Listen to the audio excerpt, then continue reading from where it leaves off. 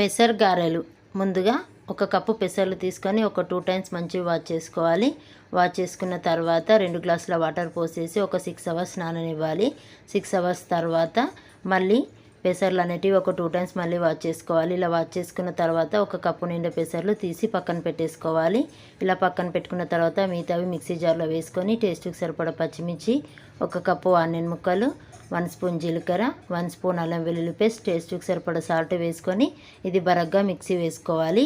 ఈ విధంగా మిక్సీ వేసుకున్న తర్వాత ఇది ఒక బౌల్లో షిఫ్ట్ చేసుకోవాలి. ఇలా షిఫ్ట్ చేసుకున్న తర్వాత మనం తీసి పెట్టుకున్న పెసర్లు ఇందులో వేసుకొని చేతితోటి ఇలా మెదుపుకోవాలి. ఇలా మెదుపుకున్న తర్వాత 3 స్పూన్ బియ్యపిండి వేసుకొని మొత్తం ఒకసారి కలుపుకోవాలి. ఇలా కలుపుకున్న తర్వాత డీప్ ఫ్రైకి సరిపడా ఆయిల్ పెట్టుకొని చేయికి వాటర్ పదన అప్లై చేసేసుకొని గారెలాగా ఒత్తుకొని ఆయిల్లో వేసుకొని వెనుక ముందు మంచిగా గోల్డెన్ కలర్ వచ్చేంత వరకు వేయించుకోవాలి.